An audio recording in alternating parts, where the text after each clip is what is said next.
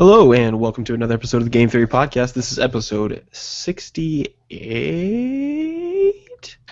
Is I this have 68? 68. Okay. Yeah. Sorry about that. I normally have it at the top of my notes here, but I don't have a title this time. So, anyway, yes, this is the last of the one of the year. Isn't that right? Let me check. It's got to be. Yes, it 28th is. of December. Yes, so the next one is when we're going to be splitting these into two sections and starting a new podcast. Which we'll keep you guys informed about. And until then, so I guess we'll do the intro section. I just got back from visiting some in-laws for the holidays. And I am still visiting my family for the holidays, so I am in Arkansas. Okay, so you're probably gonna have to. Hopefully, no little kids to interrupt you. Then this time you have to wrangle kids. Suck it. Yes. I get a small taste of your everyday. Yeah. The quick mutes, which I've done before. I hear some kids start running down the hall like screaming, and I'm like, jeez, I just mute. And then you just have to take it for a while. So The Sisyphean ordeal that is parenthood. I get a small taste of it. Yay. But yeah, so this episode's going to be about just recapping the year. That's what we did last time, but this time it's going to be we have a full year of podcasts behind us. That's crazy. Yeah, full year podcast and a weird year for gaming, so it'll be an interesting episode. Yeah, it has been. It's been really weird. It's been I don't know, just big headlines. But yeah, so we will definitely talk about that. Did you get plenty of Christmas cheer with your family? Did you get open a lot of presents?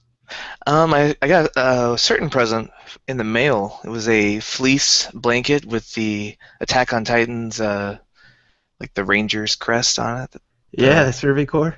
The Survey Huh. Corps. Weird. That Yeah. sounds like an awesome gift. Yeah, I don't know. It was weird. Somebody was very thoughtful.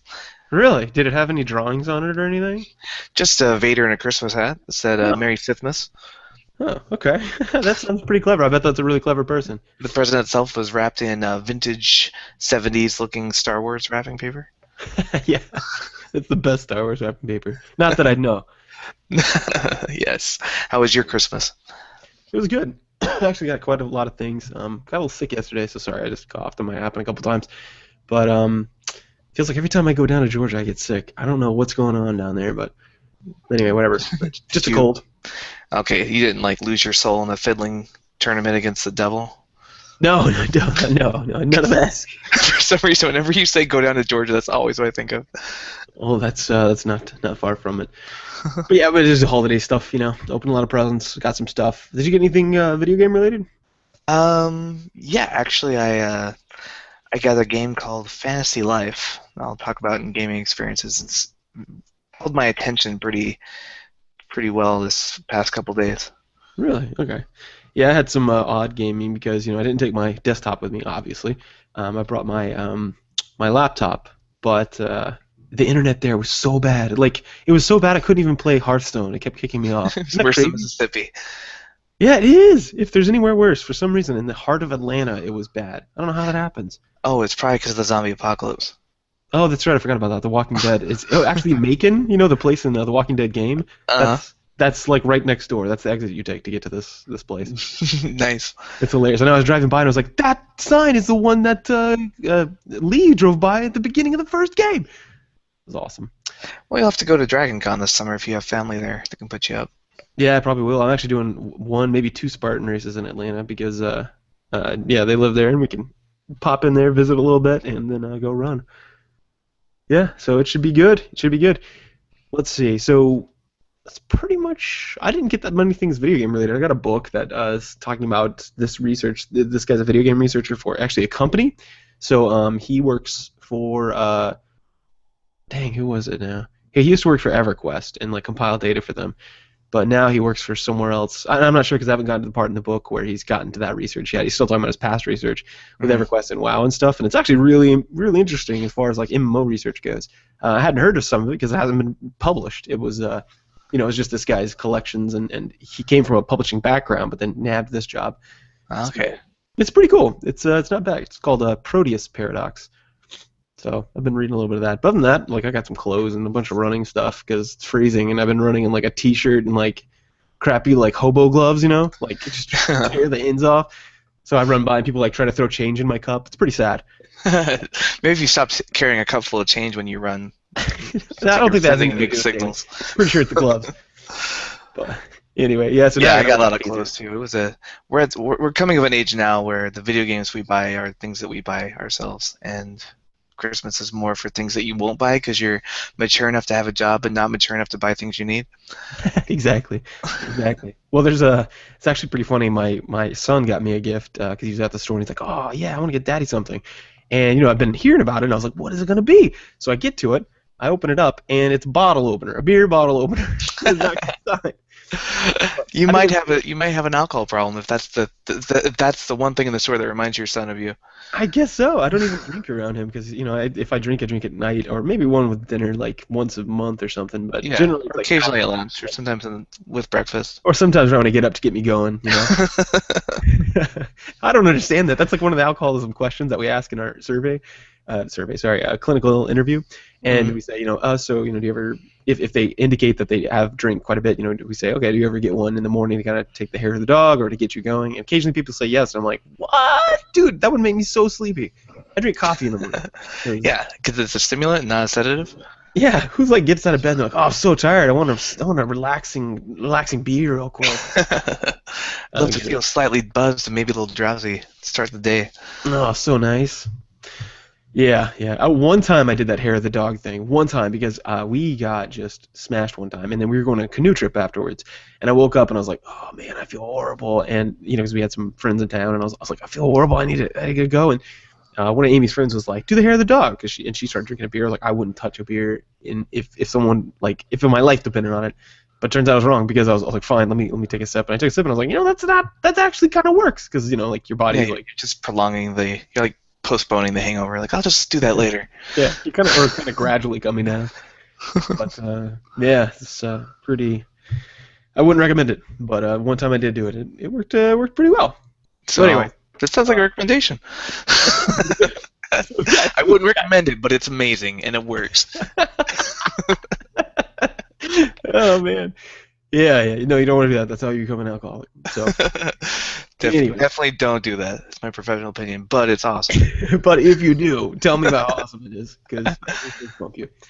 No, yeah. So that's pretty much all that's going on with me. I hope everyone had a happy holidays, or Merry Christmas, War and Christmas nonsense. And yeah, hope everyone opened a lot of gifts and junk. Yeah. And had a lot of fun. For those of you who celebrate gift-giving holidays this time of year, hope it was a great one. And those of you who don't, hope you still had a great week. Yeah, exactly. Yeah, well, all your friends got free gifts. I don't know. I usually come out behind on Christmas. Like if we're doing just purely cost-benefit analysis, it's like, I spent X dollars and I get Y dollars back. So don't be so jealous of your friends getting free gifts. Yeah, that's a good point, dude. My present. How did I not talk about this? My present. Okay, so I get my wife a present. I feel pretty good about it, right? Like, Mhm. I went through and she's got this favorite runner she has. Her name's Carrie Goucher. She's kind of like a little bit obsessed with her, like a fangirl at least. And anyway, she has this. She works for this site called Oiselle, or that's her sponsor now.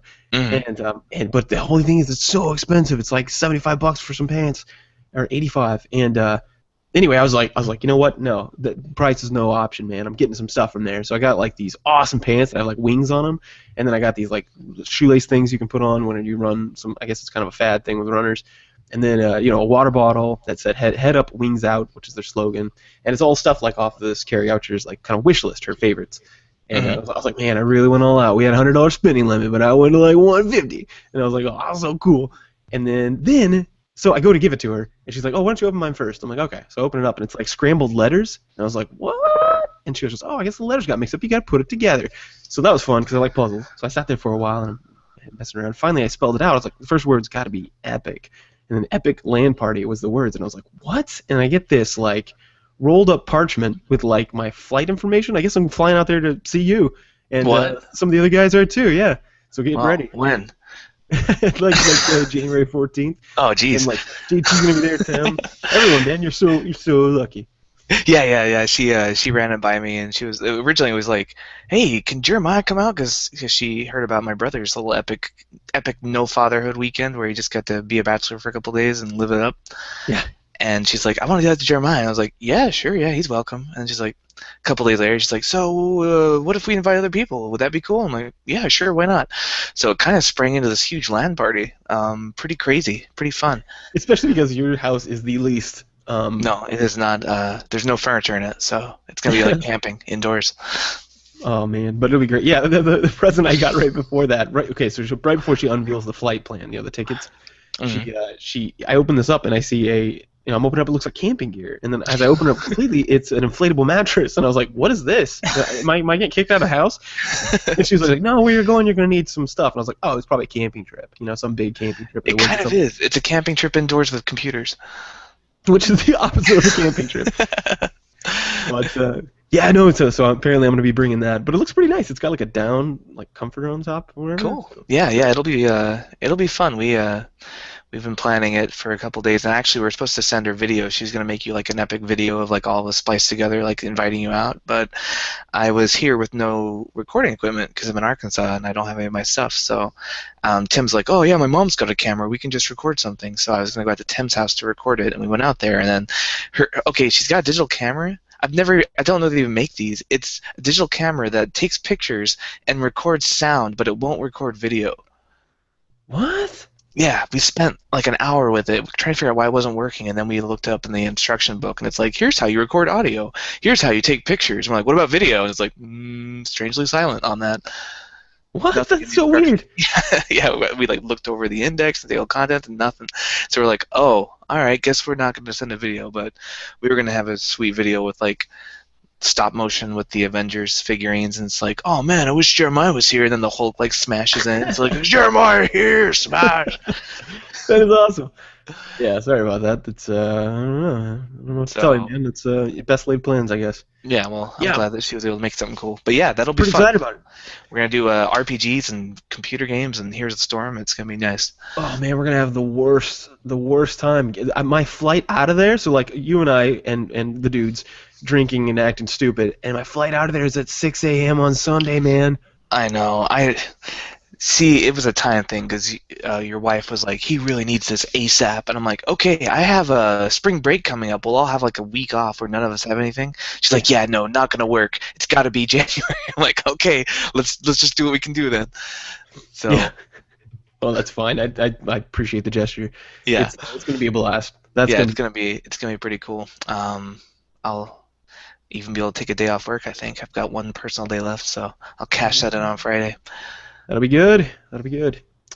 But anyway, that's not what we're here to talk about. We're here to talk about video game. Video Yes, games. especially recent news of video games.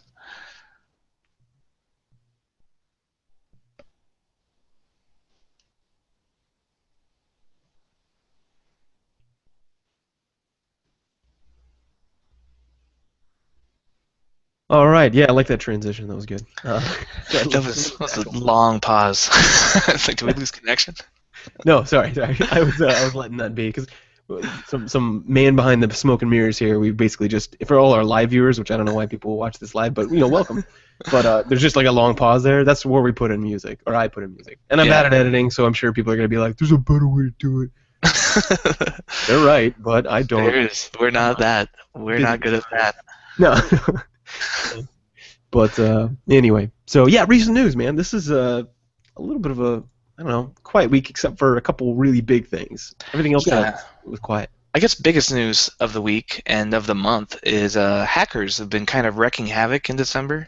We had the Sony hack, we had North Korea's shenanigans, we had Sony just getting rocked left, right, and center. But PlayStation Network and Xbox Live were both went down on Christmas. That's the worst, man. That reminds me of like I get the whole DDoS thing. Like I think it's shitty, but I understand like from a human perspective why people do it. They're like, oh look, I interacted with kind of a celebrity or whatever they're doing, right? Like Blizzard got DDoS for a while, and it's just direct denial of service if I remember right. But basically just flooding them with packets, so they have a ton of packet loss and people can't play the games. So it's super laggy, like in Here's the Storm when they did that like a few weeks back, Mhm. or a month or two. And WoW had the same problem, and they did it on their launch of World of Draenor, the what's it called, Warlords of Draenor, the Mhm. expansion. And people are just doing it because they're just dumb, and it takes almost no talent. It's not a big deal, so anyone can do it. So if it's out there, and there's going to be an asshole who's going to do it. But I don't understand the people doing this. in other contexts, what were we talking about? Shoot, I forgot. PlayStation Network and Xbox Oh Live, yeah, yeah, they on were tasked over the Christmas. holidays with artificially high levels of traffic designed to disrupt connectivity and online gameplay. That's the worst. That's like, Like, yeah, terrible. dude, People there's this. people are getting new games on those days. They want to play them. They can't. Like as of yesterday, PlayStation Network's back up, and Xbox Live has been kind of intermittently having problems and coming back up. But basically, just the Grinch and Scrooge and all the other villains from Christmas movies It's probably added like together. Skeleton Elite speak, Scrooge. Scrooge, yeah, with But O's, zeros instead of O's. yeah, exactly.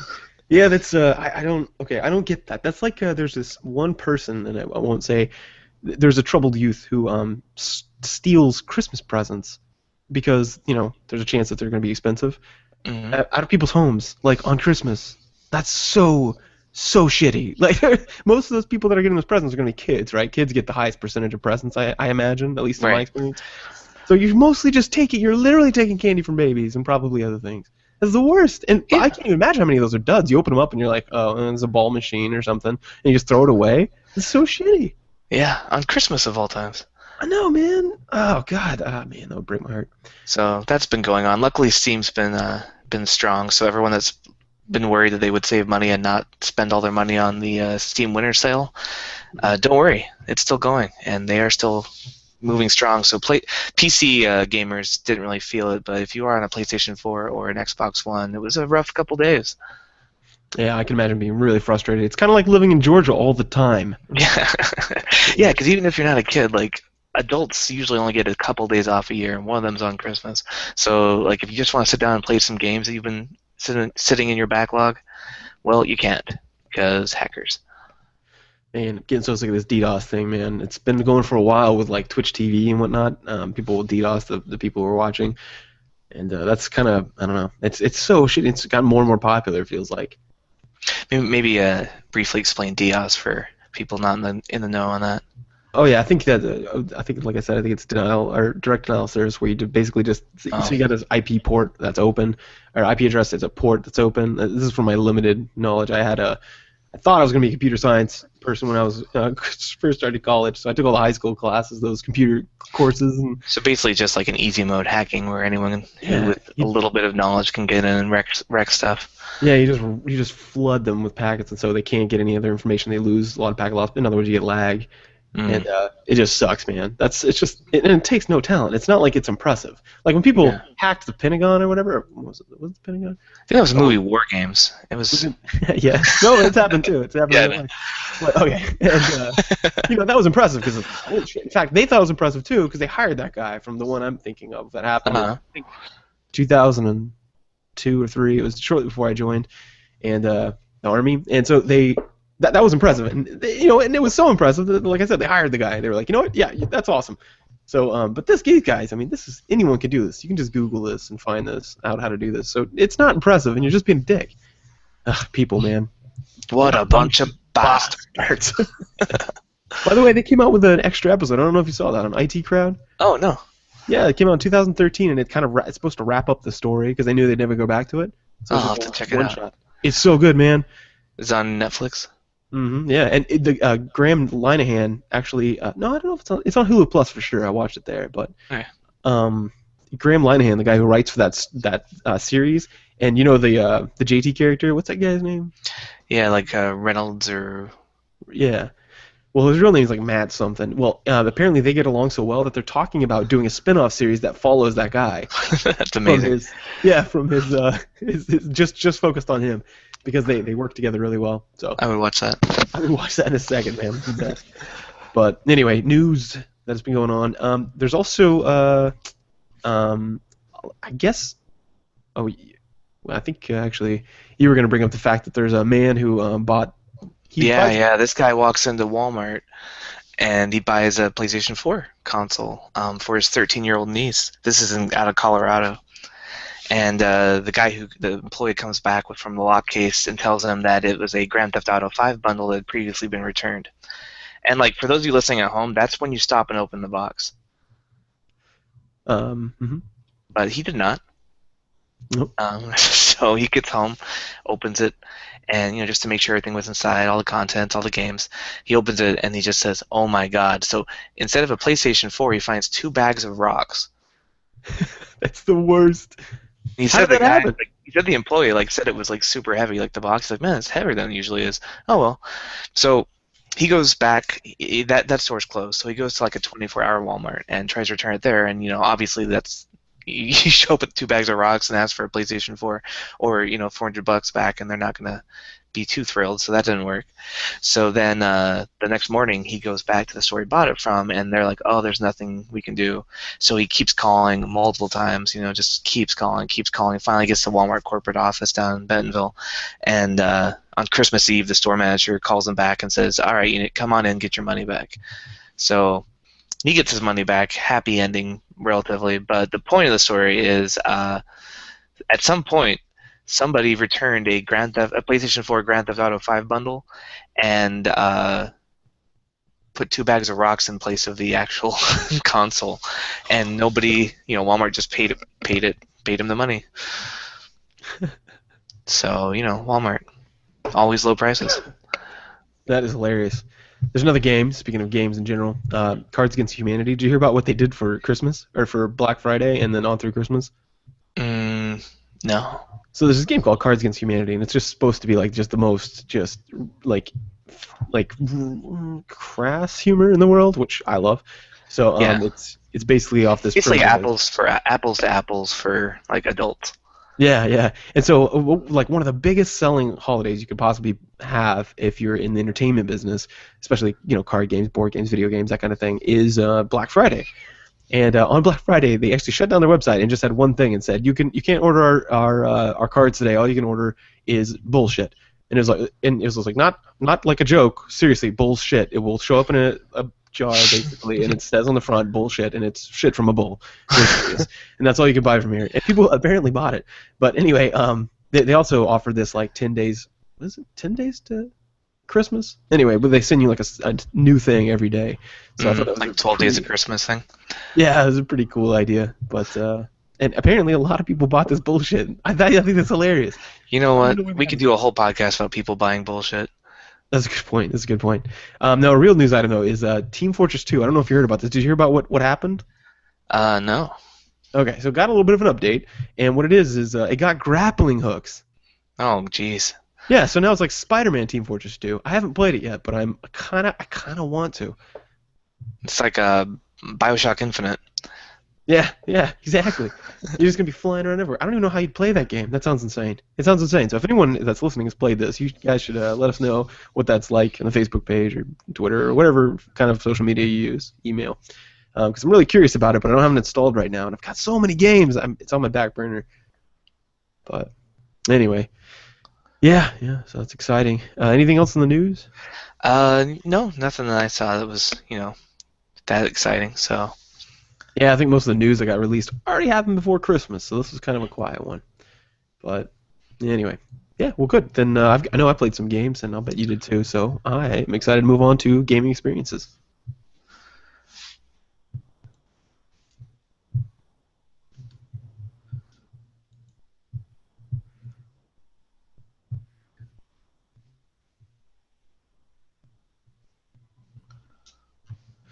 All right, this is gaming experiences section where we talk about the games we play, because we actually do play games. And this was kind of a down week. So what did you do with your week? Not a lot of games. I played a lot of Disney Infinity with my nephew. We beat the Spider-Man story. We're working on Guardians of the Galaxy now. He likes playing as Star-Lord because he's got rocket boots, which obviously, if you're a 5-year-old, that's the coolest thing ever. Yeah, exactly. And it's funny because he's very particular. Like, he always wants to be Spider-Man. So whenever we're playing, it's like, I'll be Spider-Man, you be bad guy Spider-Man. That's what he calls Venom. So I'll just web sling the other. But whenever I change, like, there's certain things you have to be able to fly to get, like collectibles. So sometimes I'll switch to Iron Man. And then whenever I switch, he's like, oh, I want to be a flyer too. So he's at that age where he just mimics everything. So he'll switch to Nova, and we'll just fly around for a while. And I'll switch back to Venom, and he'll switch back to Spider-Man. So just been doing a lot of that, basically. And I got another game, but I'm going to wait and talk about it in the in-depth analysis because it's on my top 10 list. Oh, cool. Okay. Gosh, then I guess I better too. Wait on one of mine. But yeah, this week, man, we went out. I'm so excited because I'm like, oh, I got downtime. I'm gonna bring the old gaming laptop. I'm gonna hit this. I'm gonna hit this mother. We're gonna play some games. And like I said, I show up in Georgia, and it's just what the fuckville for the internet. I don't know what's Yeah. going on. But anyway, I can't play anything. And then you'd be surprised how many games that you think are offline are actually online. Yeah, Like, even games that are one player that just make you be online to play them. yeah, yeah. And I'll talk about the game in particular, but actually it snuck onto my top 10 list too. And it was, but because it's really fun and inventive, like in general. But other than that, I've been, man, what have I been playing? So both of us played something that was on our top 10 list? Yeah, snuck in last minute, hit the 2014 list. Okay. Well, I also played Rise, Son of Rome, that game I talked about getting before. Hmm. And that game is still I don't know, I'm a Rome guy, I love Rome. I love Rome, the movie or the show. That show is amazing, one of my favorite shows. It's actually by the guys who made Game of Thrones. So if you like Game of Thrones style, that's basically this, but in Yeah, Rome. it's HBO, so it's very similar production quality. Yeah, and it's the same dudes. So they it's if you like that, you'll like this. It's intriguing, it's suspenseful, it's awesome. But also I love like the Roman idea. I love the Rome Total War. Like I think Rome was such a cool like just I don't know, the fact that they were so badass for so long is insane when they're surrounded by like literal barbarians. I just think that's super impressive. So I've always been But kind not, of but not necessarily literary barbarians. They were not well read. right. What? Literary barbarians. Yeah, when you said literal, it made me think of like barbarians reading things, like the literary sense. Oh, literary barbarians. Yeah, yeah, not that way. They are in every sense of the word barbarians in the other ways. But yeah, this game it just started taking this like supernatural bent. It's weird. Like basically you're on this mission, right? To like you go from Rome and these barbarians invade and you're like, "Oh, fuck you, buddy." And then you push them back and then you end up joining a legion that goes out and goes to Britain. Um, and that's like kind of one of the home bases of them. And you're going to recover this guy and oh man, your chain of command is awesome. That's in the military, but the politicians, dude, it's Commodus and who's the main emperor? Nero. And then Oh, awesome. yeah, and his other son, I can't remember that guy's name, but apparently they were supposed to be assholes, and so Yeah. they are fucking dicks, man, and they're just the worst. So you kind of start taking on this like kind of new supernatural element where kind of some spirits come down and help you, and you're like this legendary. Um, well, I guess I can't say much, but other than like if there's a weird supernatural bent that happens like kind of in the middle of the game, and I still think it's good. It's the gameplay sucks like as far as like the fights, they're really just to get me past, and it's not really fun at all. I just sort of do them and then move on to the next one. But It's a disturbing trend in games. Like you love the story, you love the cutscenes, but you just want to skip the gameplay parts. yeah, it is. It Like, is. did you see Sonic Boom, the cartoon? Like, it's at Cartoon Network. It's getting really good reviews, and somebody posted like, "We finally found a way to fix Sonic games. Just take out all the gameplay." Yeah. Well, that would be this game, man. It is. There's some fun parts. Okay, so there's some like decision makings you have to do where it's like, where do I want my? There's like a Lord of the Rings type thing where you're defending a tower and and they're trying to invade and you're kicking off ladders and it feels just like Lord of the Rings. So there's that kind of fun stuff, and then there's like a couple things where like you order your men to go certain places on a battlefield, and where you send them changes the battle, and then like whether you get down there and fight with them or if you jump up on like a Scorpio with like a fiery like arrow on it, and you just like wreck havoc from there. So there's a couple decisions like that, but other than that, it's pretty railroady. Still, there's a couple. Just the story in general is real cool so far. So I'm still enjoying it. Gotta admit, I'd be playing it if it wasn't for the fact that I didn't take my desktop. But I would very much like to, and I guess we'll talk about this on the next section where we talk about gaming resolutions. Probably next episode, I'll imagine, is what we did last year and things we want to do. But yeah, I'd like to clean up some of my games that I haven't finished list. Yes. I'd like to get back to. I really want to finish Black Flag, Assassin's Creed. Yeah, you should. It's Never did. it's a great game. Is the story ending worthwhile, or is the gameplay just the best part? Yeah, it was all right. Like, it had a satisfying ending. Like, it was like the pirate story finished up well, and then the story, the meta story within the story is just like, meh. I don't remember what happened with that because I don't care. But the pirate stuff was cool. Okay. All right. Cool. Good. I'm excited to finish that. Or I guess I'm not that excited, but I'd like to.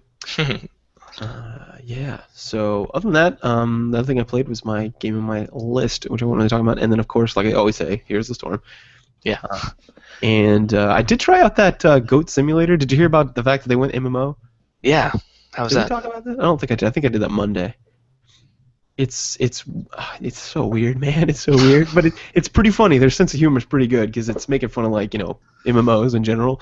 So like the Go first and like round's eat called first. 10, Huh? 10 tufts of grass and chew on 5 cans and Yeah, one of them is there's a guy in there and he goes, oh man, I really need some bread, and the bread's literally on the table right next to him, so you turn around, grab it, and give it to him, and he's like, thank you so much, just stuff like that. And then there's here's just 10 weird, copper.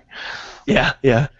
And there's a lot of little jokes like that throughout. There's like a village that's basically Lord of the Rings, and Gandalf is walking around, and it's not worth playing to be honest with you. But if you do play it, you can high five each other and be like, oh yeah, that was kind of fun. That was kind of funny that thing they did. But yeah, I'm excited to get back and play some other games like Valkyria Chronicles. I want to play it. I want to play it. Yeah, it's good times. Haven't had a chance yet. I'm missing my desktop too, so be interesting to get back into those games. Yeah. Oh, and playing a lot of League of Legends.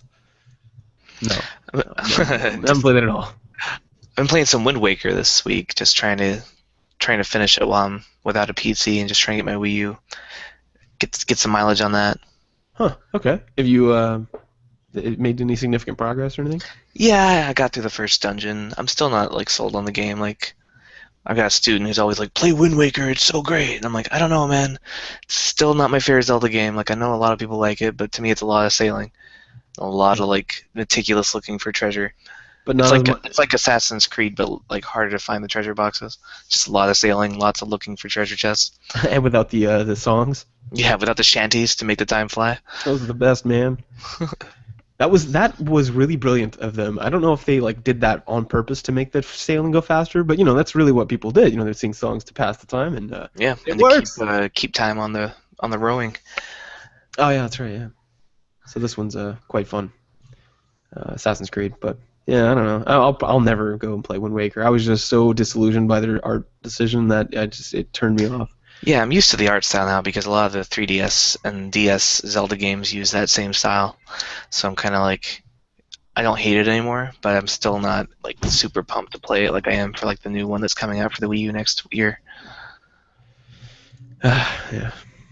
Anyway, All well, right, in-depth yeah, analysis. yeah. Let's move on.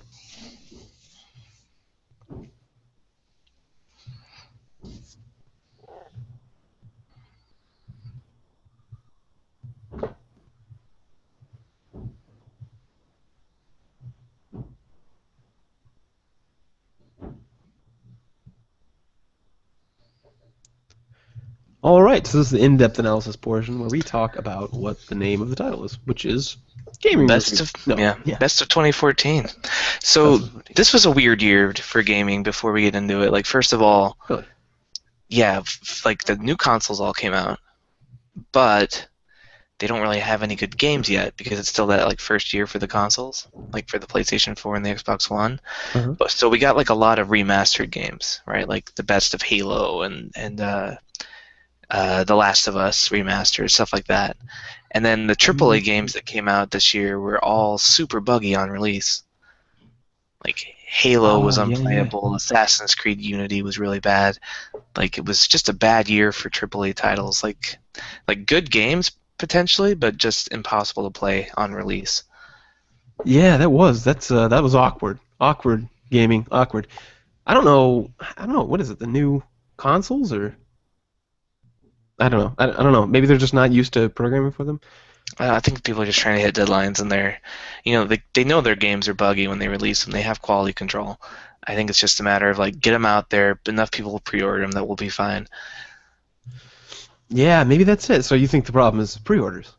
Pre-orders, and then just like people who are going to buy the game no matter what when it comes, like the day it comes out before new reviews hit. Huh. Yeah, I rarely do that, man. Yeah. So I don't know, and part of it's just greed. I think more people should take more of a Blizzard mindset of like, yeah, the game will be done when it's done. Just wait. Hmm. Well, yeah, I think there's really no excuse for it. I mean, I know Blizzard is like, they hold on, they're air on the other side, they'll hold on to it till the polish is just ridiculous. but Yeah, you know, like I don't Here's a need that. Storm is an alpha right now, and it feels like a beta. No, it doesn't. I know, and sometimes it doesn't even feel like a beta because like pretty much everything's there except the ladder at Yeah, this point. occasionally, like there'll be a bug in like forming parties, but that's the only bug I've come across. Right, which is pretty much launch expected now Yeah, which nowadays. is sad. It shows you how low our standards have come. Like I said in the previous episode, like this is the one industry where you can release a product that doesn't work and everyone's cool with it. Like not cool with it, but there's no rioting or demanding of money back. Yeah, that is pretty crazy. And they're just like, oh, we'll update it later. No worries. There's I'm like, almost always like a okay, big patch now, which is crazy. But I like this move towards like open betas, you know, and having people test it like that because then they get that out of the way, and you kind of get a little sneak peek into it, and you get to see like sometimes you get to see big changes. yeah. And we had a listener say that one of his problems was he didn't know if his computer could run the game until he buys it and plays it. So an open beta fixes that problem. He can try it out, see if the hardware works. Yeah. Well, So what was your number 10? so my number 10, and I have some like complete failures too that I wanted to go over, but we can do that afterwards. My number 10 actually snuck in literally yesterday, or yeah, yesterday, and it's Battle Block Theater. Have you played this? Never heard of it. Okay, so you've heard of Castle Crushers. Yeah. Okay, so that's Behemoth is who makes that, and I think that's the big old chicken. Well, they made this other game, and it was real quiet, and it's called Battle Block Theater. And one of the listeners actually had mentioned it to me, on, I think on Steam or something, or maybe it was on the Facebook page, but said, you know, hey, this game is real funny. It's hilarious, and it's like a little platformer. It's like I don't know, I can't explain why. Well, I can't explain why it's fun, but like there's so many small things that make it just like that kick off just right. But part of it is just a platformer, a good platformer with a cool like feel to it. It's been a while since that's happened. I mean, I've played platformers, but meh. The last good one I played was what is that? Not Shovel Knight. I haven't played that yet. The Rogue Legacy. That one was Yeah. fun. But then there's so many. that just DuckTales fail. remastered. Was that? DuckTales remastered. Yeah, best purchase ever. Have you played more of that? Yeah, I'm actually like halfway through it. Oh, I'm glad you It's a couldn't. good platformer. It's like everything that was good about the Nintendo platformer era, but with good graphics and the voice acting of the original DuckTales cast. Like, I wouldn't pay $13 for it, but I'm not sad that I bought it. 10 out of 10. Would drunk by again. 10 out of 10. Would inebriate by purchase one more time, yes. But I yeah, gotta- it did not make my top 10 list because it technically came out in 2013. I have a question for you, actually. Slash Before you 1989. Before you say you're 10, do you have any games that have been on your playlist for the entire year and you haven't touched, but like you've meant to? Almost. I got Dragon Age and Dragon Age 2 done at the very end of the year. Those were the two games that have been looming on my list for like 2 years. Okay. I've had three. Tom Clancy's Splinter Cell, Blacklist. That game I just don't.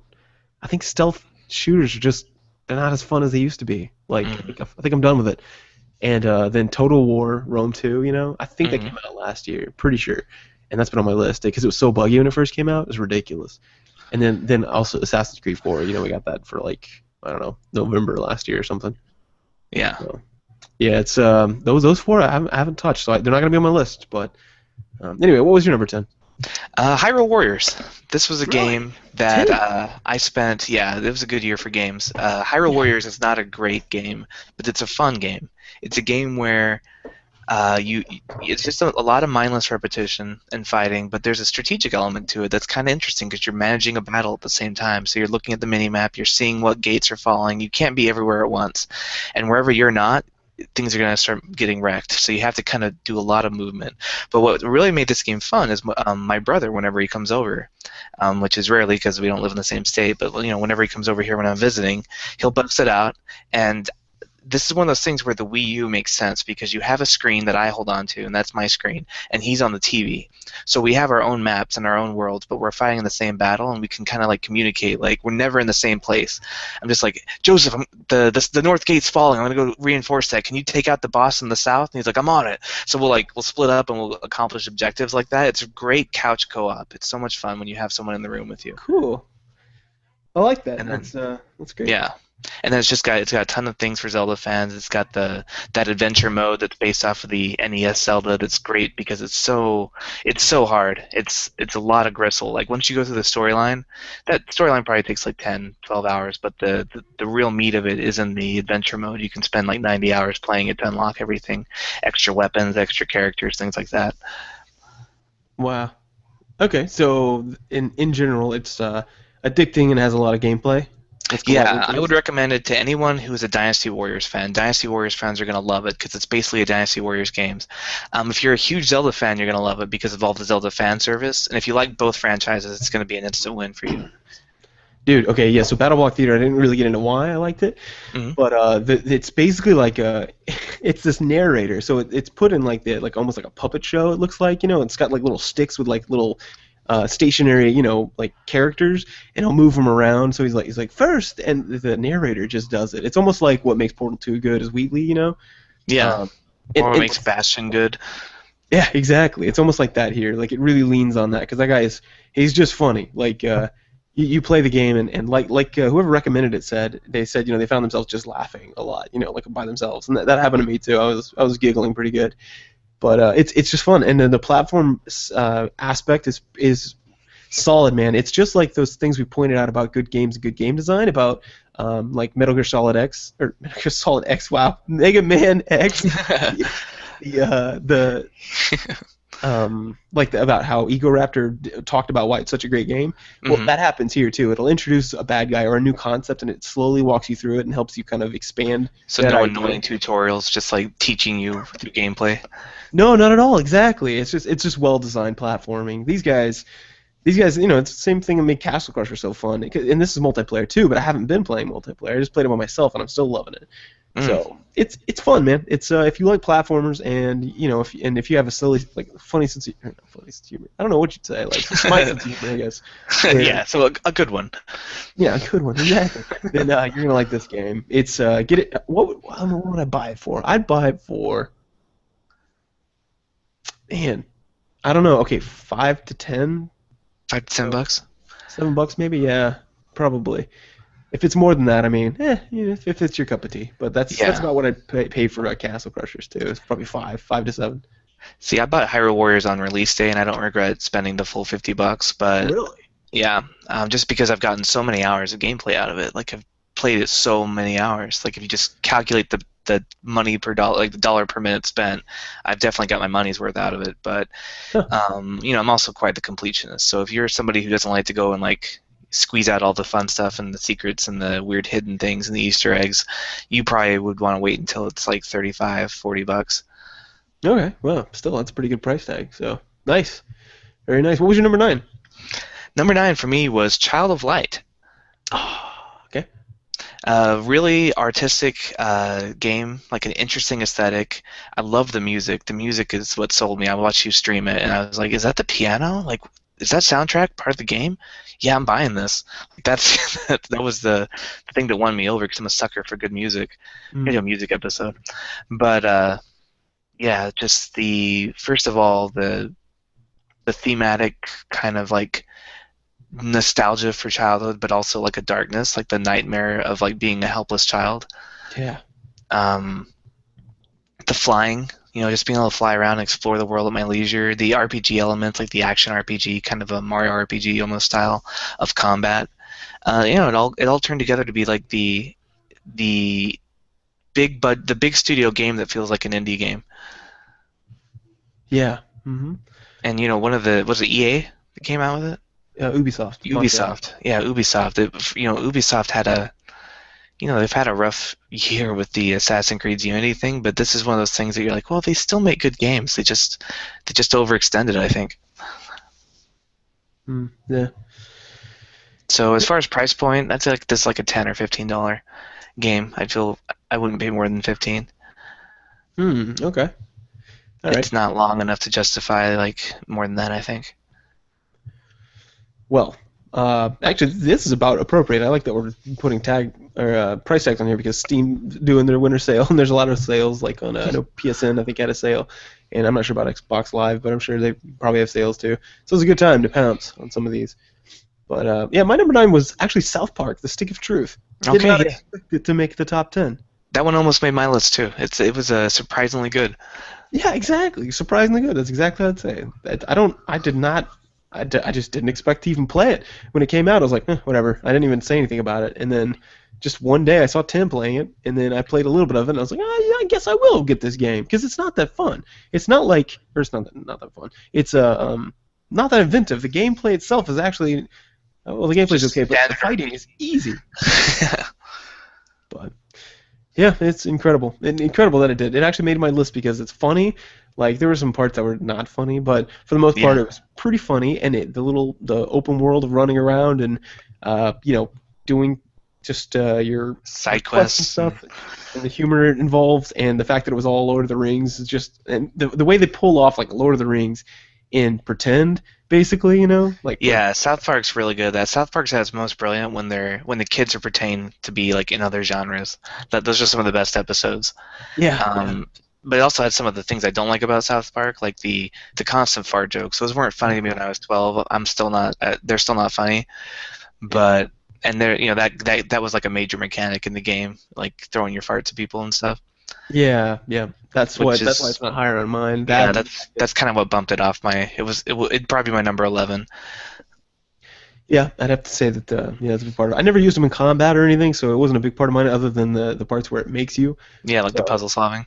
yeah, in which case it was like, okay, so there's a fart part, and it was more of a mechanical thing in my head than it was I anything mean, we're else. basically talking about the number 9 game on your list has fart puzzle solving mechanics, and that kind of tells you what kind of year 2014 was.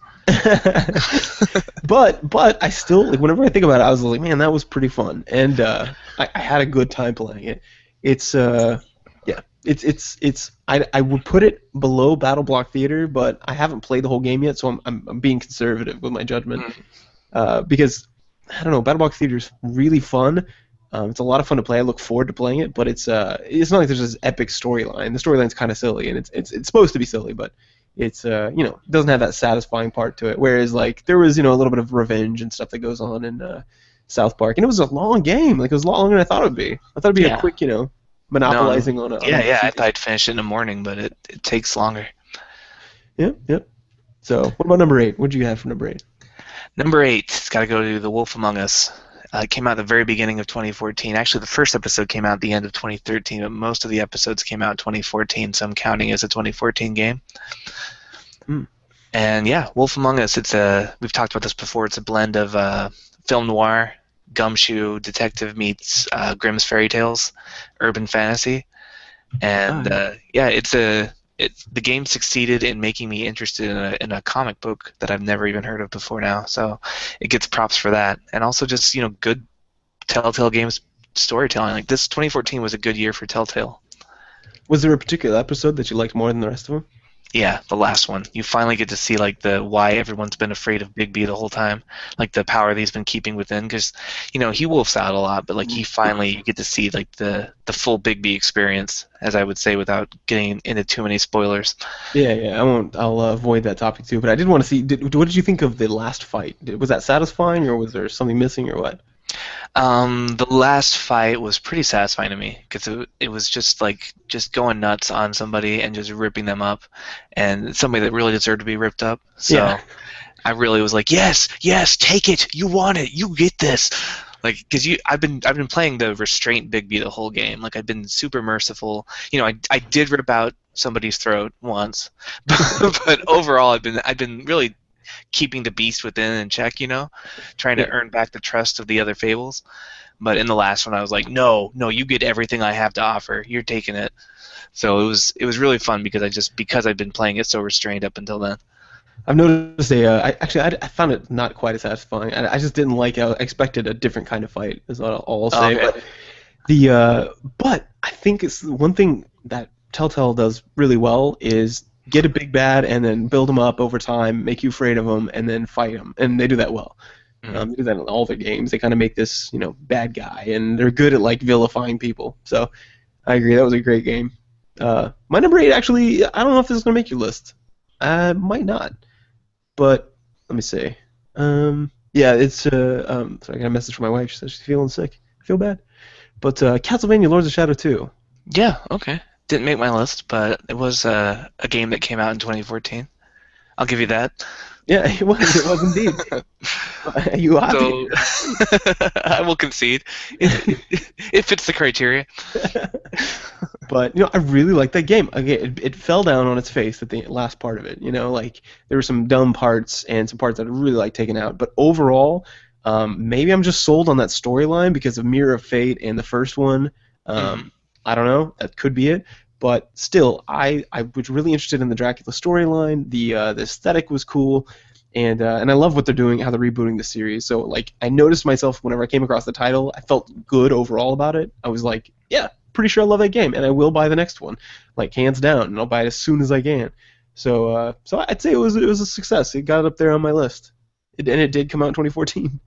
How would you rate it compared to the first Lords of Shadow? Um, uh, I don't know, because when Lords of Shadow came out, the adventure like series was like really big. You had Yeah. Darksiders, you had uh, shoot, go ahead, all the God of War series. This was like when God of War was coming down off its prime, but Mhm. everybody was following that mechanic. So this was like that, but in a gothic storyline of Castlevania, which I love. You can go listen to our Castlevania episode, and I kind of gush on it. But this one is. It's that, but in the 3D world. So it's almost like that was a big part of it. Was just the nostalgia in like a new. Because I didn't play Castlevania 64 like you did. This was like the Mhm. first time I've been in a 360 world. Beautifully realized. So I loved it. But now going back and playing it, I think it wouldn't be as fun. So to put them side by side is hard. But I'd say probably the first one wins out, but just by a little bit. Okay. So just because this one had those big mechanical flaws, like the sneaking session was stupid. Um, yeah. Yeah. So you Although I did like the DLC on this one better than the DLC on the first one. The oh, you got it. Alucard storyline versus the just like the fighting the demon in hell storyline. Yeah, that one was apparently was so bad I didn't even get it. So that's unfortunate. But yeah, Alucard, that was a great expansion. Oh, so cool. Added to the story. Then you've got the voice actor was Rob Stark from Game of Thrones in the show. So what's your price point? Man, on this one now since it's a little bit older. Okay, so if it came out today, I would give it. I'd say like 25 or so. 25 because it's a long game. It's really fun. The parts of it that are really fun, and the bad parts aren't so bad that it's gonna drive the price down point into the ground. So I'd say 20, 25. All right. Yeah. So if you can find it on sale, which it probably will be during these winter sales, 25 is probably what it's going to be around. It's old enough that it's going to have some good discounts. Yeah, yeah, definitely. But yeah, so what about you? I think we're on 7. Yeah, number 7 for me is again Telltale Games. We're talking Game of Thrones now. Oh, okay. Wow. Okay. So, why did this make your list?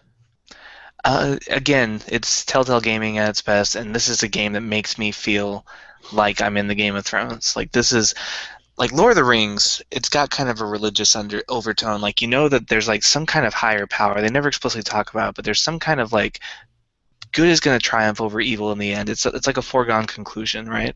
Right. Like Gandalf will hint at it a lot, like everything happens for a reason, kind of dialogue. Like, Oh, oh, right. maybe Yeah. the fate of all the world will rest on Bilbo's mercy, and little Tolkien would build up the way he tells stories is he's very big on free will, but he's big on predestination. So he builds up these moments, and then it all hinges on a moment of free will, like whether or not Bilbo shows mercy to Gollum, or whether or not Frodo's able to throw the ring in Mount Doom. Oh, And yeah, so good point. but the rest of it's all like this kind of predestination stuff. Everything falls into place for him. Whereas the Game of Thrones is the opposite. The gods are a lot more visible in that they're talked about more, but they're a lot more invisible in that they don't have any influence. With the exception of the red, the fire god. He seems to have a lot more visibility than the others. But overall, it just feels like a random, chaotic world where bad guys win more often than not, and there's no guarantee the good guys are going to come out on top. And that's what that game captures for me, is this idea of like a chaotic, uncaring universe. And if you are the bunny in the game in the wildlife kingdom, you're going to get eaten by a wolf eventually, or a lion, or a stag. And House Forrester, they might as well have a bunny as their sigil, because you feel pretty defenseless against all the major houses. Yeah. Okay. Huh? Did you ever play any of the other Game of Thrones games that came out and like with almost No, nothing they all there? got really bad reviews, so I kind of avoided them. Yeah, yeah. There's a uh, I never played. There was one in particular where I guess it was more of like a. It's supposed to be like a role playing type thing, or it's an RPG, I think. But they basically said the selling point is if you want to pretend like you're in the Game of Thrones, play this. But the price point has never been something I was interested in, even though I'm a Mm. huge Game of Thrones fanboy. But yeah, and another one was a mod that I really wanted to try, but it was a Crusader Kings 2 mod. Have you heard about that? Yeah, Yeah. Did you get a chance to look at it? no, Yeah, I didn't either. I was gonna do it, but I don't want to buy Crusader Kings 2 just for a mod, and right. and I don't want to hack it and download it either. So I just never played it, but it looked fun. I mean, playing as a house and being like, oh look, I'm the Lannisters, get wrecked. Yeah, I So got burned the last time we bought a game just for a mod was DayZ, and that did not end well. yeah, now it's a fully standing. Well, it's a fully I wouldn't say functional, but it's a game. So Yeah, awesome. So what was your number 7? my numero 7 was Wolfenstein: The New Order. Okay. Yeah, because that was a game. Part of it was because it snuck up on me, to be honest with you. It came out in like what, July or something? I can't remember, but it was around then. And I didn't even hear about it hardly. Like I think it came up on Twitter or something. And I was like, yeah, whatever, because I'm not interested in playing a Wolfenstein game. But then I saw it. It was on sale. I can't remember. Yeah, it was on sale, and it was like super cheap. And I was like, what? So I went and looked at reviews, and it got pretty good reviews. And I was like, what? A Wolfenstein game that they're talking about voice acting and story? I've got to play this. I've got to play this. So I played it, and I'll be damned. Like it was very, very. I was invested. I would never say that about any Wolfenstein game. And I talk about Wolfenstein 3D a lot because my research. I reference it as one of the first, first-person shooters. So it's incredible. It's actually really good. It falls off at the end. I've already talked about it, but the beginning and the story is really good. And they have just the right amount of like sneaking type things and guns blazing, and they kind of allow you to try to do both. At some points. And it's just such a cool world. It's a dystopia, which I'm a big fan of. So it just kind of hit a lot of like things that I'm kind of passionate about, which is like first-person shooters. Mm. I like good storylines with like great voice actors, and then I like they had a lot of like good moments, and oh man, the character development is great amongst the people, and the main guy. That guy's actually a person now. It's so weird. So Awesome. yeah, before it was just a floating head that got damaged as you got shot, but now it's like a whole thing, and there's some moments that are just really well written. It's Bethesda that made it. So pretty weird. And so part of this was the shock that I had of playing the game and going, holy shit, I like this game. So but it made it pretty high up, 7. Gotta admit, I would recommend this to people. But I would also give them the caution of there's some parts that fall off near the end. It feels a little long, but Mm. I don't know where I'd cut it. That's a game developer question. But I would say that like there's some parts that are like okay, here we go, more of the same. And there's a little bit of railroading in some places. But other than that, it is fun. Yeah, definitely. For me, like anything that's on my top 10 list, I would happily recommend. These are all great games in their own right, but it's hard to rank them. You gotta choose your favorites. Yeah, we were kind of laboring over these. Yeah, but so you're on 6 now. So what's number 6?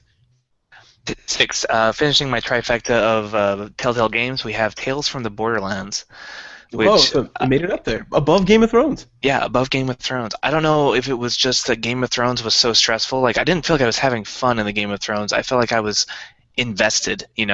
Like I was Okay. invested and I had this like palpable dread every time I play.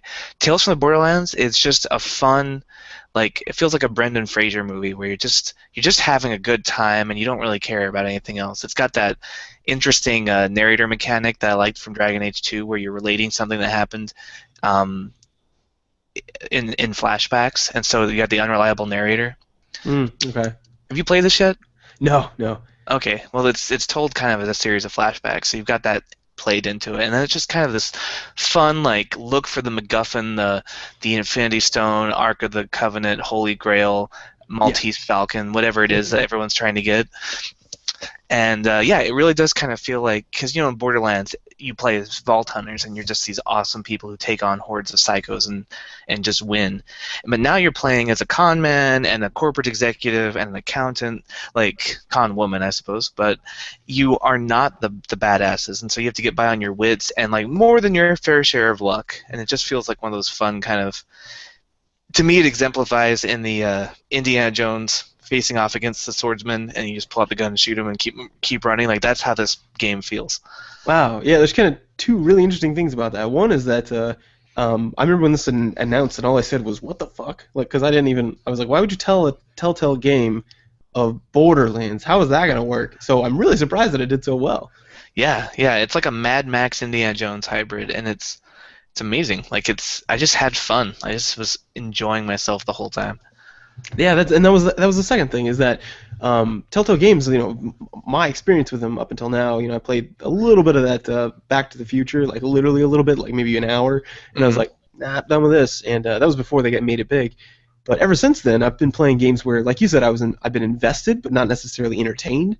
So that's interesting to hear that they can work with that kind of tone as well. It's not just that they're just stuck on like telling really suspenseful stories. So. Yeah, it's all their stories are so bleak up until now, and this one maybe just because it was such a change from their normal thing. Like it was still bleak, and that was a post-apocalyptic world, but it was still lighthearted enough that I just was having fun. Plus, Patrick Warburton as a Oh, is he voice in there? actor. Yeah, Oh, great. he's like your nemesis in the corporation. Oh, And awesome. he's just a huge dick. He's gotta be So a it's nemesis. That's awesome. great. That's good. Yeah, cool. Well, for me, it's number 6 is going to be the Banner Saga. Okay. Because that game, first of all, turn-based game, killed me, right? Love it. Viking mythology, I also like. And then also, I'm really big on like indie games that do something different, and they did. Mm-hmm. So I found myself loving it. The reason why I didn't get, and it was an artistic project. It was I was emotionally involved. I was intrigued by the storyline. I liked the mythology.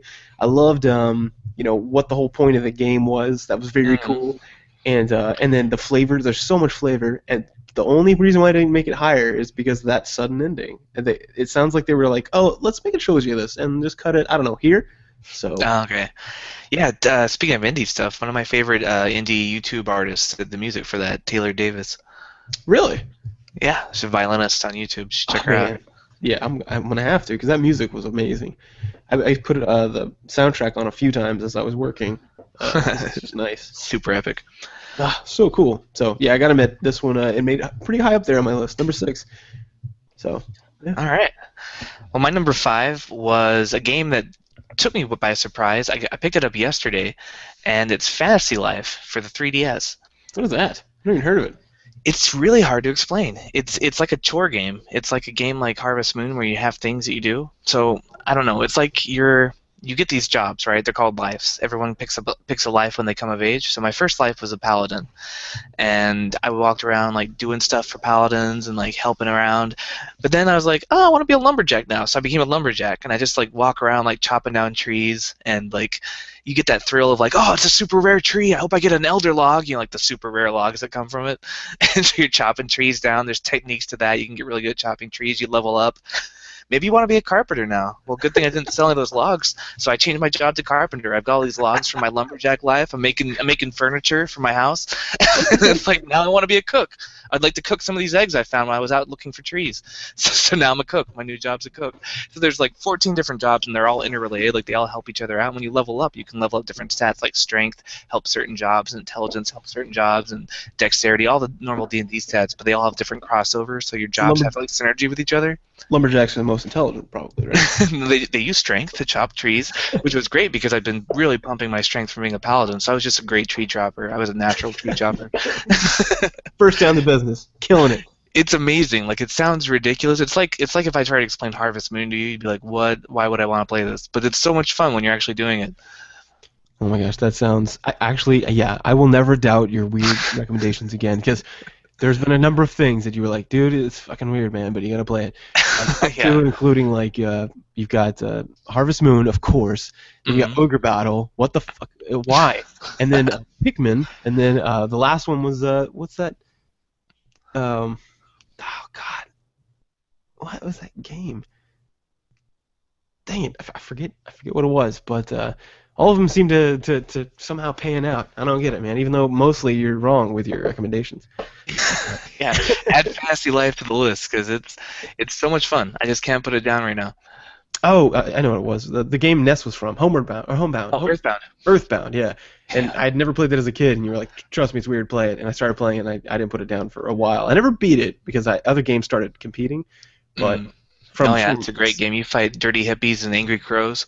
it's so weird and like the blue people and Yeah, this the is like blue a gold. game that like was like what 15 years old or something like that when I picked it Yeah, up. So yeah, it 1991, it I stuck think. around, man. Like I played it for a while, Oh so yeah, I'm not it's gonna doubt great. you. But that sounds What's pretty your? crazy. Do you think that? What about Huh? like the what's that game you were playing with? Like you were like the mayor of a village or some nonsense? Oh yeah, Animal Crossing. Yeah, is it anywhere like that or? Yeah, Animal Crossing's big thing is that everything's happening in real time, and if you leave the game, it knows you're gone. Uh, So the reason Animal Crossing was addictive was also what destroyed it, because when I had missed a few months and my town started dying off, I just had no desire to go build it up from scratch again. okay. This game doesn't have that sense of urgency, but it also won't punish me if I put it down for a while. I can pick it up again. Okay. Okay. So, all right. Well, good to know. Good to know. So, this game is only for the DS? Yeah, for the 3DS. Okay. Cool. And I think Nintendo actually published it. It's like a Nintendo game, so like that Nice. alone, like I was like, well, it looks weird, but A, it got like a good review on Kotaku, and B, Nintendo makes good games. Like they They don't make do. great hardware necessarily, or they make different kind of hardware. They don't do what everyone else is doing, but their games are always amazingly fun, and this is no exception.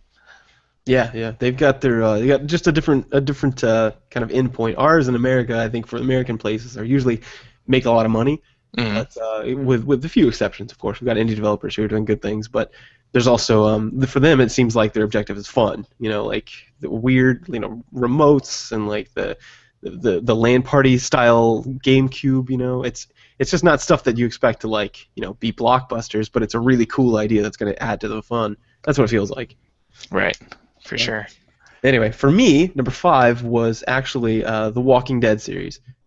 Now I say that because I know it didn't come out. The whole thing didn't come out here, but Walking Dead season 2, episode 5, Hmm. I put as my number 5 because that game, that last decision, and not just the last decision, I guess in general, but that whole last part was kind of a culmination of a lot. And so I remember just really looking forward to that game, and then playing it and feeling really satisfied. They do a lot of things right, and that game, man, the Walking Dead game, that series, I'm super invested. Now, I have to admit that we've already talked about kind of the drawbacks of having playing as Clementine versus Lee, but still, it's got to go on my list at least at number 5. Fair enough. Yeah, that was a fun one for sure. Yeah, yeah. So gotta admit, loved it, especially that last episode. There were some decisions that I was like, "What?" And then the reason why I made it higher on my list too was because whenever I checked in with you, and then when we had that episode with Jared Smith, we talked about some of the decisions, and they actually did drastically different things at the end, which is something they've been kind of straying away from recently. So I just really applauded them for that. I was like, "Good, sounds like we're doing something totally different right now." Nice. All right, so my number four, and I don't know if this made your list or not, but it definitely made mine. Bravely Default. Oh, sweet. I Yeah, Yeah. That came uh, out this year. yeah, came out back in February, I think. Okay, cool. So Bravely Default, wonderful little game. Really brought the RPG genre back from the dead almost. Like people really enjoyed it, and it was like just a classic old. It's like a love letter to Final Fantasy. Had all the tropes: black mages, white mages, job systems, Jill, everything. Yeah, you had Red Mage, man. I haven't seen that in a while. Right. And I would have put it higher, except that the end kind of felt like you were playing a new game plus because there's like time travel involved, and you keep Uh, going back and kind of doing the same things again and again. But beyond that, it was fun. I still need to beat that game, but I loaned it to a friend who never gave it back. oh man, yeah, I'll probably never give it back. To be honest with you. Awesome. No, that's a great game. Maybe I can get some. Maybe I'll just bring it with me when I come visit you, and then get some Yeah, more time in. play it on the plane. Yeah, because right now Elijah's been playing his DS. He's kind of had a renaissance with that, so I haven't been able to touch it much. And when I do, I mean, she's look at all these games we're playing right now. This is like the holidays of gaming, like November, like September on to December, because all the game awards come out. Plus, you got the Christmas buying season. So yeah, everybody's trying to get those Academy Award type things, and also get those dollar bills for those Christmas gifts. Get that So money. I've just been swamped, man. There's so many games I need to play. Even if I had a full-time gaming job, I still probably be behind right now. So, yeah. Yeah. So anyway, I'd like to play it though. It's that game is fun, man. Something about it. But yeah. What's your So number 4? my number 4 is actually made. You mentioned it, but it's higher on my list. Wolf Among Us. Okay. Especially the episode 5. That's like you said. It was so releasing, and I put it above Walking Dead because I just like you said it made me interested in a whole new not a new genre. I've always loved urban fantasy. I thought that that's such a cool idea of like, what if there are like elves in the sewers or whatever? That's crazy to think that like there could be a secret life out there that we haven't, that's somehow still hidden. Yeah, it's what you loved about Hellboy. Yeah, Hellboy 2 especially. Yeah, with the elves underneath in the sewers, and then that and when all hell breaks loose, it's such a cool idea. It's like Invincible, the comic. It's similar, where it's like people are just people, and then eventually they figure it out. But yeah, there's like this superheroes out there doing their thing, or heroes. Was it Heroes? Is that what it was called? It was a TV series. Yeah, Heroes. Mm-hmm. Heroes. Okay. Yeah, and that one was cool too. It's like, oh yeah, they're around us and they pop up every once in a while, but just no one knows about them. I love that idea because it takes it takes someone to kind of think about it for a long time and come up and plug all the holes, and so I can appreciate that. That's cool. So this was like that, but really engaging storyline. I mean, I was drawn in right from the first part. It's done so well, and then episode 5, I was like, yep, that's awesome. Didn't expect kind of the plot twist at the end of 4, where they introduced kind of someone new and something else going on behind the scenes. And it wrapped up pretty well. So I was like, hell yeah, this is done well. I really love that series, and I can't wait for season 2 to come out. Do you know when that's supposed to happen? I don't. Okay. Anyway, so yeah, that's my number 4, man. If you guys haven't played it, definitely get it. It just came out recently on a phone. You can play it on a phone now. Yeah, it's one of the few games that actually works on a phone, like without gameplay issues, because it's so story-based and not mechanics. Mm-hmm. Yeah, some swipes and some clicks, and you got yourself a game. Yeah, so my number 3, this game came out on 2 platforms, and I bought them both, Smash Brothers, for the 3DS and Wii U.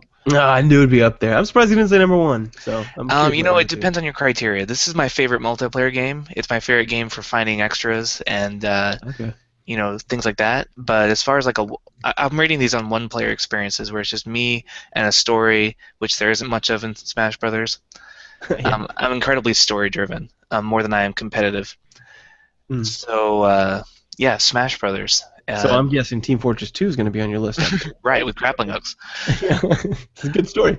Yeah, I don't know what there is to say about this game. If you've been playing Smash Brothers, you will love this game. This is a game that the competitive people, like the esports players, are back on board. They were not fans of the Wii version, but they're back on board with this. I played this with JT when I was at his house. He played Mega Man, and I was you can play as yourself as your me. So I played myself as a me with a cowboy hat and an arm cannon. So we're just a couple of arm cannon bros just fighting back to back. That's awesome. So it's tons of fun. I won't belabor it because I've been talking about Smash Brothers nonstop since November or October. Mm-hmm. Okay. All right. Yeah, I'm excited to play that when I get down there. That'll be good. Maybe that'll be a system seller for me because I still haven't pulled the trigger on that Wii U. I'm sure I'll get it, but I just haven't yet. But no, for me, we're on number 3. Okay, my number 3 was actually Hearthstone. Now, for a number of reasons, because I had a hard time placing this one. I really did, because I don't play a lot of Hearthstone right now. I've been busy with other things, or with other games on my leisure time. But the fact that they brought CCGs to like the mass public and then put it out on tablets at the same time, and it's a Cinderella story. It was like this, it's Blizzard, Blizzard TV. The underdog of the gaming. Blizzard. I think it's Team 5 is their name or something, and it's just this guy who came in and goes, I think we can do a card game. And Blizzard has always been this Hearthstone is what changed the game for Blizzard. And Blizzard says, yeah, we're doing this now from now on, because they always were a box game people, right? They sell you a finished product that they polished for fucking decades, right? And then they give it to you, and then they're hands off past that. Yeah. There's updates and stuff. They might make you subscribe, but overall, yeah. Exactly, yeah, and they've gone expansions and everything else. They've gone the classic model. They said Hearthstone is what changed their mind, and it was a team of 5 guys. 2 guys invented this and made it within a day or 2. Came up with the concept and made a Flash-based version of it and showed the other top dogs, and they were like, you know what? Fuck yeah, I think we can do this. Why not? Sure, it's not one of our main franchise, but let's give this a shot. I think that's what kicked off, and I know that's what made HOTS free to play, Heroes of the Storm, and it's also what's probably going to make Overwatch free to play. And Blizzard entering the free to play arena is awesome because they do things so well, and to get that for free is amazing. So Hearthstone broke a lot of barriers, changed Blizzard's complete business model, and it's a game that you can play anywhere. So like now that I have a little tablet, I'll play it just like sitting around and stuff. Now I gotta admit the Android port was a little different because it's kind of like PC where there's so many different kinds of Android, whereas iOS is like they're like Nazis over there. They're like, no, you do by our parameters or we don't publish it, and it's more of a free market in Android, which I appreciate. But it does. There have been some bugs. People were like, "Oh, this crashes my game and whatnot." But mostly me, it's been pretty good. When it first launched, bugs, but short update, and now it's fine. Okay. Yeah, I thought I'd see Hearthstone on your list. It's a game you and your wife both really got into when it came out. Yeah, and part of it that's coloring my opinion probably is the fact that it's I never played CCGs before this, and this got me into a whole new genre. But it's brilliant. It's done really well. Really ironically, there was a World of Warcraft CCG that got discontinued right before Hearthstone came out, so it's interesting to see him come back into it. So crazy. Anyway, so yeah, number 2? Number 2 for me, Shadows of Mordor. Yes! That's mine too! Okay, we have some overlap. Yes. This is a weird year because usually we have a lot more overlap than we've had. Yeah. Shadows of Mordor. Let's just both talk about it then. Like this game, it was like if Batman and Assassin's Creed had a baby and it was adopted by Tolkien. That's how I'll describe it. That's a great way, yeah. I heard the DLC sucked that came out. It was all about hunting monsters, so I think it's stupid. And the ending, we've already talked about, the fact that it felt a little abrupt. Yeah, the ending's why it didn't make it to number 1 on my list, just because it felt rushed and it didn't feel like it was anticlimactic. It was just a cutscene battle. Yeah, so weird. So weird. Quick time event and hide and seek game. But other than that, like just the feel of like hunting your nemesis, like the nemesis system is brilliant, and like the feel of like some guy that you beat coming back, or you coming back to avenge yourself, or me avenging like a friend, like Jeremiah's been defeated, avenge him, and I'm like, I'm taking that war, he's down. And just the feel of like stalking an orc from the shadows and like pouncing on him, like spreading terror for terror's sake, like letting one live so he can go out and tell his friends. Like that game brought out my inner sociopath. Like you would not like me if you saw me playing this game, but it was so much fun. It is, man. It is. It strikes all those chords. There's that thing in Great Apes that they have called displacement, or it happens in monkeys too, where the alpha male walks in and you're expected to move. He'll actually walk into a group to make them realize, or to reiterate to them that they're inferior. They move out of sight. They don't look them in the eyes, and then they get out of the way. So the most dominating thing a man can do, biologically, we have this drive of like walking in, staring everyone down, and having them run away from you, right? And that's what you do in this game, like especially by the end. And it scaled well because in the beginning I was like, oh, I just died to a captain. That sucked. And then in the end I was like, captain's lol. Hopefully I get all 5 at once. And so I get straight for the main guy and then beat all those bodyguards. Like at the end of the game just was like keeping them from escaping so you could kill them all. And the beginning is just like trying to escape yourself. And it made me a Lord of the Rings fanboy, which I'd never been before. Like I liked the series, I thought it was cool, but like I actually started like reading some of the wiki stuff, and then like now I'm getting into the lore, getting into the Silmarillion stuff. Yeah. So very well done. Really excited about the second one. Wished it wouldn't have ended so abruptly, but I think they were trying to get it out before the holiday rush time, So understandable. But okay, so that was both of our number 2s. What was your number 1 then? The very best game of 2014 according to David Drake. All right, number 1, and this game that I haven't played a lot of, but it's shaping up to be the best game of the year for me. Dragon Age Inquisition. Really? Wow. Yeah. Okay. So part of this, I don't know if this is coloring it, but I had to play through Dragon Age Origin and Dragon Age 2 to get here, and good games, bad games, overall, like they had pros and cons, but what they did was they sold me on the world. Like they made me a big fan of the world of Thedas, which is what they call the world, which actually stands for the Dragon Age setting. They just that's what they used in development. They just called it, the Dragon Age setting, Thedas for short, and then they just like the sound of it, like, all right, we're calling the world Thedas. But I just really got into the world, and then you get to play, and it's got like that thing that a lot of filler quests. It's doing that MMO thing where it's like, go find these herbs and find this and that. But I kind of like that stuff. I like the brain dead, like listen to podcasts and go collect herbs and kill monster stuff. Powering up my character as I go. So I like being overly leveled because I did 100% of every area. So that doesn't really bother me. So this might not be as high on someone else's list. So full disclosure. But I also like that you feel powerful. You're put in charge of this Inquisition, and you get these agents that you can go recruit, and you can send them out to do things for you, to like bring in more resources for the Inquisition. So it's got this kind of strategic element to it when you're not out there getting your hands dirty yourself. And the storyline so far is really like cool. Like it's got this like civil war between the mages and the Templar. and you're trying to like bring peace between them and also stop this rift that's opened up in the sky that like it's a rift to the fade, so all these demons are coming through. Oh wow. So it's a kind of this apocalyptic end of the world thing, but also I'm playing as a mage, so I'm personally invested in how this works out, like how the mages and Templar resolve their war. Hmm. And you get to go to Orlais, which is based off of Renaissance France. So Oh, cool. you've always like heard of it in the other games, but you actually get to go there. Oh, I So thought the overall, second. I'm having a lot of fun with it. I thought for some reason I thought the second game was in Orlais. No, it's in the Free Marches, which is kind of like the independent, like free city states that are between Orlais and, or just like north of Ferelden. Okay, yeah, I never played it. Huh. That's cool. Then I'm excited to play the game. I didn't even it wasn't even on my radar before because I was like, meh, Dragon Age. Like after it like kind of nosedived after 2, where it got a Mhm. lot of bad reviews and people kind of washed their hands of it. And then realizing that the first one wasn't all that great, I wasn't real excited about this. But Yeah, that's where I was too. But after playing 2, I was into the story again, and then Inquisition, like it's getting a lot of good reviews and it's earning them. Like it's if especially if you're the kind of person that doesn't like completionist like side quests, if you can just focus on the story quests, it's totally fun. Like really good story, good huh. voice acting. Okay. Well, my number one might be predictable. I talked about this quite a bit and gushed over it, but it's Child of Light. That game is so good. That was one of the most. That's the most memorable experience I had of the year. So that's why I put it there, because I'm gonna take that with me through the next couple of years. And I mean, first of all, like the setting, the sound, the feels, all the feels. And I played the game, and I Are you trolling right now? no man, what? Okay, continue. What? You don't think so?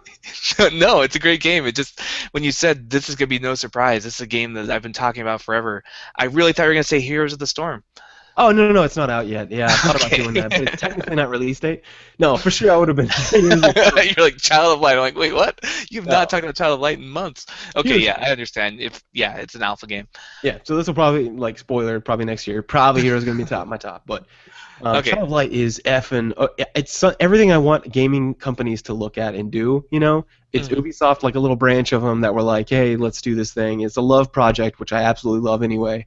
And the fact that like I just when it finished, it was the first time I set it down. I went, no, is there more? And like I looked around, like it's so good. The price point on it wasn't a AAA title price point. It was like what 15 Mhm. bucks I think when it came out or something.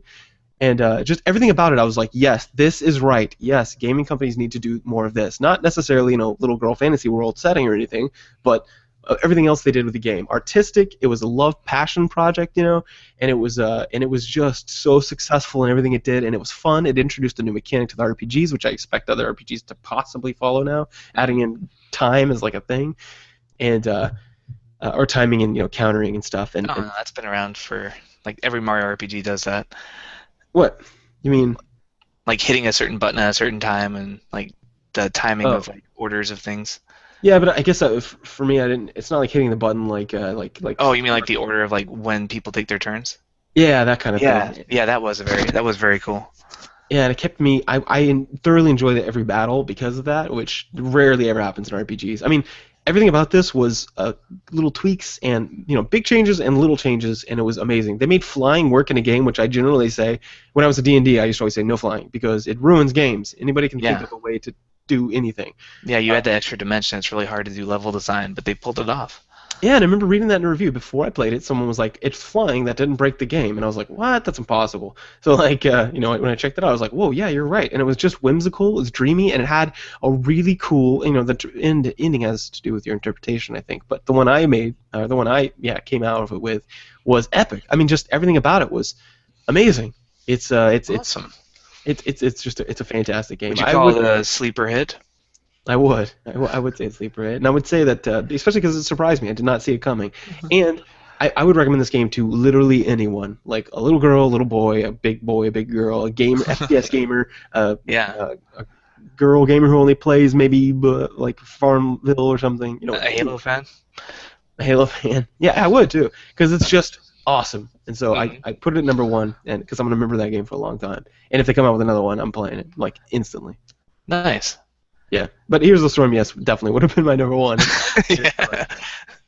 That's fair. I forget that's not even. I forget that's still an alpha because it feels so complete. It sure does. Yeah, for sure.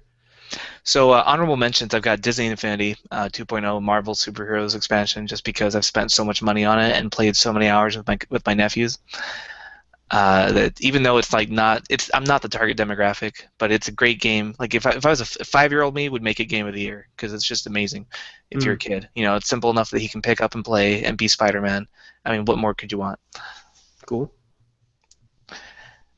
Uh, Any honorable mentions for you? I didn't have honorable mentions. I mean, I could name some out, sure, but I actually had ones that I thought were complete fails, and I feel like this is not what I want the gaming industry to go towards. Okay. And that's Thief for every reason we talked about already. The Yes, ending is Thief. rushed, and what the fuck, and the beginning was so good, and the feeling was great, and then it just got weird and then boring. Yeah, I never finished it because it just really got boring. Yeah, it's everything I don't want out of a game, which is rush deadlines and just a lot of developmental problems going through it. So, and it was like 2 or 4 or 5 or 12 different stories in one. I don't even know. It was a fail, and that's hard to say for me, which because I played every Thief and loved it, and even though they had their flaws. Second is Legend of Grimrock 2. Do you hear about that coming out? No. Oh, it's an old press forward to go forward, press left to turn left, and then battles like just clicking on hands and stuff. Dude, Google it if you get a chance. It's fucking ridiculous, and it's like an old school game that they brought back, which I like. I love that they're bringing back things like Baldur's Gate and other games like that, and they're remastering DuckTales for God's sakes. But the one thing I hate is when they put it out with new graphics and it's the same engine. Like it's like they updated everything except for the gameplay. So it'd be like playing like Shadowrun now or something. It's just shit. Yeah. Absolute shit. And so I was like, okay, guys, no. Bring back the old game. We don't mind the old graphics, but don't make a new one with the same one. If the game engine doesn't age well, update it. Yeah. And the last two was Call of Duty Advanced Warfare, for every reason we've already talked about. I do not want more of these. No one does. Everyone's making fun of you. Stop. Stop. It's so bad. And and I'm a military guy. I love FPSs and I love military FPSs, but I've stopped playing them because I'm so sick of them making them. Yeah, if Jeremiah doesn't like your game and he's your target demographic, then you need to rethink your situation. Yeah, and it's a toxic environment. And then finally, Divinity Original Sin. Don't. No more of those. Those are time We really wasters. tried to make that work, and it was so weird. Yeah, it's like Baldur's Gate, but like now again, it's pissing me off because I'm like, gaming has developed so much since then. Yeah, it's like D&D did that, where they try to go back to like the old school aesthetics. It's like, no, these things are gone for a reason. Things are better now. Stop being nostalgic for shitty gameplay. Yeah, evolution has to do with trimming the fat and keeping the good, and they don't seem to understand the difference between the two. So I put them on my big no lists. Like, don't fucking do I'm gonna this add anymore. Assassin's Creed Unity to that list because I am gonna go back and finish it. I'm not done with it yet, but I'm just not excited for it.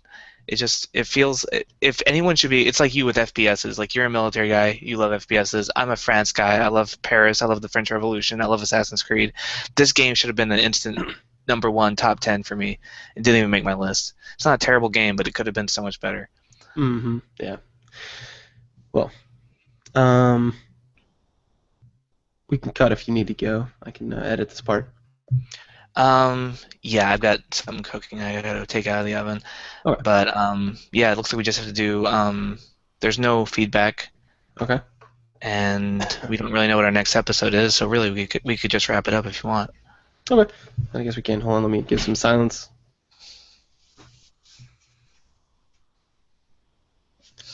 Yeah, so that pretty much wraps up the year then. Those are definitely good games, and then some failures at the end. You always got to talk about the failures, you know? Right. Lessons to learn from. Yeah, and the big things that happened like in gaming in general, like in this year, was Irrational Game shut down, which is made me very sad after BioShock Infinite. Oculus Rift was acquired by Facebook for $2 billion. What the fuck, dude? What in the actual fuck? That is so weird. $2 billion. Like, to put that in perspective, the Twitch sold to Amazon, right? Twitch TV, because it had a meteoric rise. It sold for $490 million, which Twitch is worth. $2 billion. Like, our brains haven't even evolved to comprehend that number. No, yeah, $490 million is a lot of money, and Twitch is a money-making machine. It's literally it's so easy to do. It's just servers, and everybody else does the work for you, and it just makes money on its own. So there's almost no limit I wouldn't pay for passive income for the rest of my life. But Facebook, Oculus Rift, what the fuck, Facebook? I don't even get it. I don't understand. Well, it's gonna be fun. We can play virtual reality with little side ads that say "Meet hot Asian singles in your neighborhood." Yeah, and I know, and people don't even like Facebook. Like, they like the function, but they don't like the people. And then finally, the Minecraft sale, Notch. And he's a billionaire now. He bought the biggest house in Beverly Hills now, and he's living in America, just living the dream. So, Good for him. But good. So next episode, I figure we don't really know what we're gonna do, but remember the stream's gonna split into two. I'm gonna start up that new one, and then we'll be releasing that, and we're probably gonna do gaming resolutions again, things we want to do for the year, things we would like to see. But Yes. maybe not. Maybe not. We'll see. Yeah. So feedback. We did have somebody answered our question of villainous gods. They brought up Hades from Kid Icarus Uprising. Mm. Apparently, he had a really good voice actor, which made me think of Disney's Hercules and James Woods, but different guy, different voice actor. Nice. Yeah. Beyond that, we got an email from one of the people who was looking for research about video games and pro-social behavior. So we're helping them.